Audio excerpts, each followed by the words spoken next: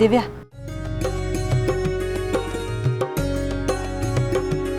ಒಳ್ಳೇದಾಗಲಿ. ಇಲ್ಲಿ ಪುಟ್ಟ, ಒಳ್ಳೇದಾಗಮ್ಮ.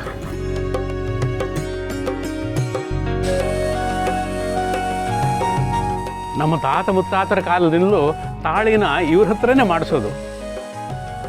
ಈ ತಾಳಿನೂ ಇವರೇ ಮಾಡಿಕೊಟ್ಟಿದ್ದು.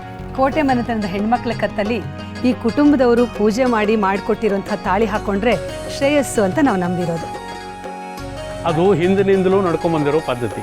ಅದು ಈಗಲೂ ಮುಂದುವರಿತಾ ಇದೆ. ತುಂಬ ಸಂತೋಷ ರಾಯರೇ. ಹಿರಿಯರು ಮಾಡಿರೋ ಆಚಾರ ವಿಚಾರಗಳೆಲ್ಲ ಎಲ್ಲರಿಗೂ ಒಳ್ಳೇದೇ. ಇನ್ನೊಂದ್ಸಲ ಕ್ಷಮಿಸಿ ಅಮ್ಮ, ನಾವೆಲ್ಲ ನಿಮ್ಮನ್ನು ಕಾಯಿಸ್ಬಿಟ್ವಿ. ಅಯ್ಯೋ, ಅವ್ರಿಗಿದೆಲ್ಲ ಏನು ಹೊಸದಲ್ಲ ಬಿಡಮ್ಮ. ಕರ್ದಿದ ತಕ್ಷಣನೇ ಬೆಳಗಾಗೋಕ್ಕೂ ಮುಂಚೆ ತಿಂಡಿನೂ ಇಲ್ಲೇ ಸಿಗತ್ತೆ ಅಂತ ಊರಿಗೆ ಮುಂಚೆನೆ ಓಡ್ ಬಂದು ನಿಂತ್ಕೊಂಡಿರ್ತಾರೆ. ಕೀರ್ತನ, ಮಾತಾಡಿದ್ರೆ ಹೋಯ್ತು, ಮುತ್ತು ಒಡೆದ್ರೆ ಹೋಯ್ತು ಅಂತ ದೊಡ್ಡವ್ರು ಹೇಳ್ತಾರೆ. ನಾವಾಡೋ ಮಾತು ಮತ್ತೊಬ್ಬರಿಗೆ ಖುಷಿ ಕೊಡಬೇಕು, ನಮಗೂ ಮರ್ಯಾದೆ ತಂದು ಕೊಡಬೇಕು. ಅದ್ರ ಬದಲಾಗಿ ನಮಗೆಲ್ಲ ಮುಜುಗರ ಆಗೋ ಹಾಗೆ ಮಾತಾಡಬಾರ್ದು. ಹೌದು ಕೀರ್ತನ, ನೀನೀಗಾಗಲೇ ತುಂಬ ಮಾತಾಡಿದ್ಯಾ. ಅದು ಸಾಲದು ಅಂತ ಅವ್ರ ಮನೆಗೂ ಹೋಗಿ ಮಾತಾಡಿದ್ಯಾ. ನೋಡು, ಇಲ್ಲಿಂದ ಹೊರಡೋವರೆಗೂ ನೀನಿನ್ನೊಂದು ಮಾತಾಡಬಾರ್ದು, ಅರ್ಥ ಆಯ್ತಾ? ಅಲ್ಲ ಚಿಕ್ಕಮ್ಮ, ಈಗ ನಾನು ಸುಮ್ಮನಿರು ಅಂತ ಹೇಳ್ತಾ ಇದ್ದೀವಿ ತಾನೇ. ಗತಿ ಇಲ್ಲದೆ ಇರೋರು ಹಾಗೆ ತಾನೇ ಬಂದಿರ್ತಾರೆ. ಇದ್ದಿದ್ದ ಹಾಗೆ ಹೇಳಿದ್ರೆ ಇವ್ರಿಗೆಲ್ಲ ಕೋಪ. ನಮ್ಮ ಮನೆಯವ್ರಿಗೆ ಬುದ್ಧಿ ಇಲ್ಲ. ಈ ಬಿಕಾರಿಗಳನ್ನೆಲ್ಲ ತಲೆ ಮೇಲೆ ಎತ್ಕೊಂಡು ಮೆರೆಸ್ತಾ ಇದ್ದಾರೆ. ಕ್ಷಮಿಸಿಮ್ಮ, ಇವಳು ಬಾಯಿ ಸ್ವಲ್ಪ ಹಗುರ, ಬಾಯಿಗೆ ಬಂದಾಗ ಮಾತಾಡ್ಬಿಡ್ತಾಳೆ. ದೊಡ್ಡವರು ಚಿಕ್ಕವರು ಏನೂ ಗೊತ್ತಾಗಲ್ಲ ಅವಳಿಗೆ. ಪರವಾಗಿಲ್ಲ ಅಮ್ಮ. ಅಣ್ಣ, ನಿಮ್ಮ ಮಗಳು ಮನೆಗೆ ಬಂದು ಕೇಳಿದ್ದನ್ನು ನಾವು ತಂದಿದ್ದೀವಿ. ಅತ್ತೆ,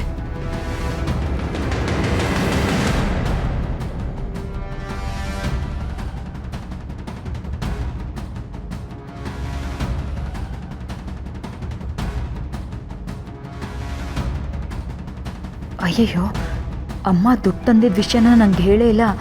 ಈಗೆಲ್ಲ ಇಲ್ಲೇ ಸೆಟ್ಲಾದರೆ ನನ್ನ ಕೈಗೆ ಬರೋದು ತಪ್ಪು ಹೋಗುತ್ತೆ.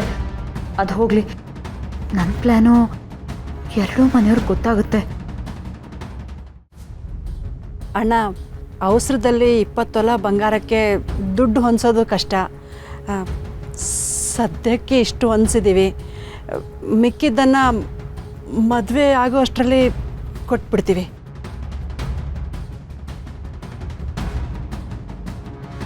ಆಹಾ, ಈ ನಾಟಕಕ್ಕೇನೂ ಕಮ್ಮಿ ಇಲ್ಲ. 20 ತೊಲ ಬಂಗಾರ ಹೊಂದ್ಸೋಕ್ಕಾಗದೇ ಇರೋ ಸಂಬಂಧ ಮಾಡೋ ಕರ್ಮ ನಮ್ಮ ಮನೆಯವ್ರಿಗೆ ಯಾಕೆ? ಅಮ್ಮ, ನಿಮ್ಮ ಹತ್ರ 2 ನಿಮಿಷ ಮಾತಾಡಬೇಕು. ಸ್ವಲ್ಪ ಬರ್ತೀರಾ?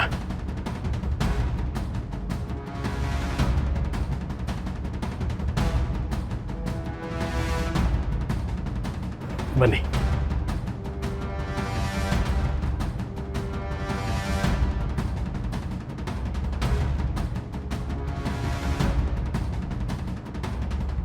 ಮಗಳಾಗಿ ನಮ್ಮ ಮನೆ ಮರ್ಯಾದೆ ತೆಗೆದುಬಿಟ್ಲು. ಪಾಪ ಆ ಹೆಣ್ಣು ಹೆತ್ತವರು ಅದೆಷ್ಟು ನೋವು ಅನುಭವಿಸ್ತಾ ಇದ್ದಾರೋ ಏನೋ. ಬೇಜಾರು ಮಾಡ್ಕೋಬೇಡ ಅಕ್ಕ, ಭಾವ ಮಾತಾಡ್ತಾರೆ. ಅಜ್ಜಿ, ಅಜ್ಜಿ, ಜೋರಾಗಿ ಹೇಳು. ಅಜ್ಜಿಗೆ ಸ್ವಲ್ಪ ಕಿವಿ ಕೇಳಿಸಲ್ಲಪ್ಪ, ಸ್ವಲ್ಪ ಜೋರಾಗಿ ಹೇಳು. ಸರಿ. ಅಜ್ಜಿ, ನಾನು ನಿನ್ನ ಮೊಮ್ಮಗ ಆನಂದ ಬಂದಿದ್ದೀನಿ. ಅಜ್ಜಿ, ನಾನು ನಿನ್ನ ಮೊಮ್ಮಗ ಆನಂದ.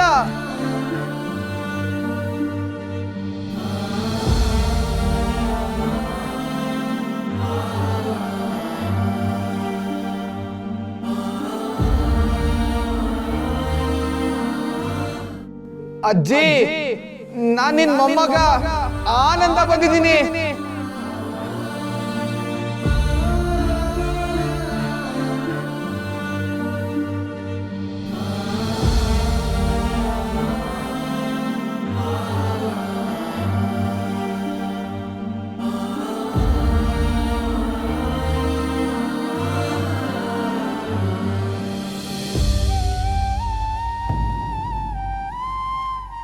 ಬೇಬಿ, ಅಜ್ಜಿಗೆ ಪ್ರಜ್ಞೆ ಬರ್ತಿದೆ ಅನ್ಸುತ್ತೆ. ಏನಾದರೂ ಫೀಲ್ ಆಗುತ್ತಾನ? ಮಾತಾಡು. ಫೀಲಾ?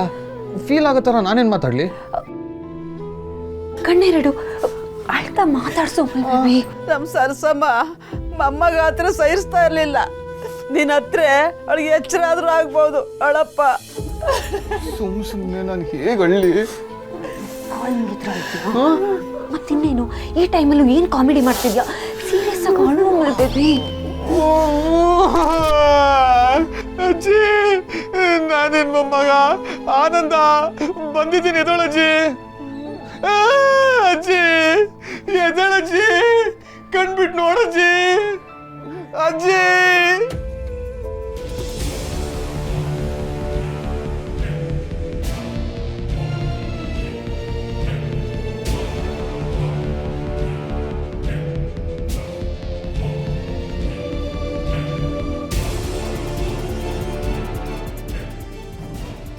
ಇವ್ರು ಏನು ಮಾತಾಡ್ತಿರ್ಬೋದು? ನನ್ನ ಮಗಳು ನಮಗೆ ಗೊತ್ತಿಲ್ಲದೆ ನಿಮ್ಮ ಹತ್ರ ಕೇಳಿದಾಳೆ ಅಂತ ನನಗೆ ಬೈದು ಹೇಳ್ತಿರ್ತಾರಾ? ಛೆ, ನಮ್ಮಪ್ಪ ಬೇಕಿದ್ರೆ ಮಗಳಿಗೆ ಅವಮಾನ ಆಗೋಗಿ ಮಾತಾಡ್ತಾರೆ ಹೊರತು ಅವ್ರಿಗೆ ಏನು ಹೇಳಲ್ಲ. ಅಮ್ಮಂಗೆ ವಿಚಾರ ಗೊತ್ತಾಗೋಯ್ತು ಅನ್ಸುತ್ತೆ. ಅದಕ್ಕೆ ಅಮ್ಮ ಈ ರೀತಿ ನನ್ನನ್ನು ನೋಡ್ತಾ ಇದ್ದಾರೆ.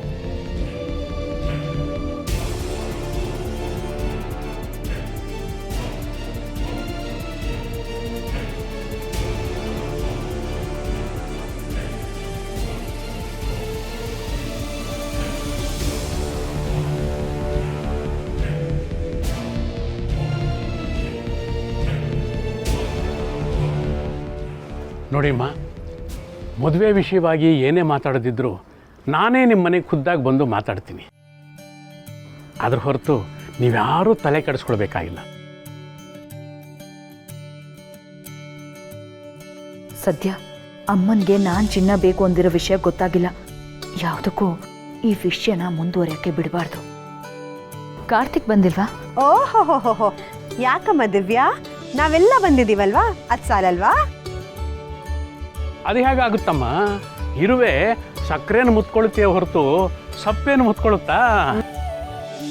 ಇವಳಿಗೆ ಅವನೇ ಸಕ್ಕರೆ, ನಾವು ಸಪ್ಪೆ.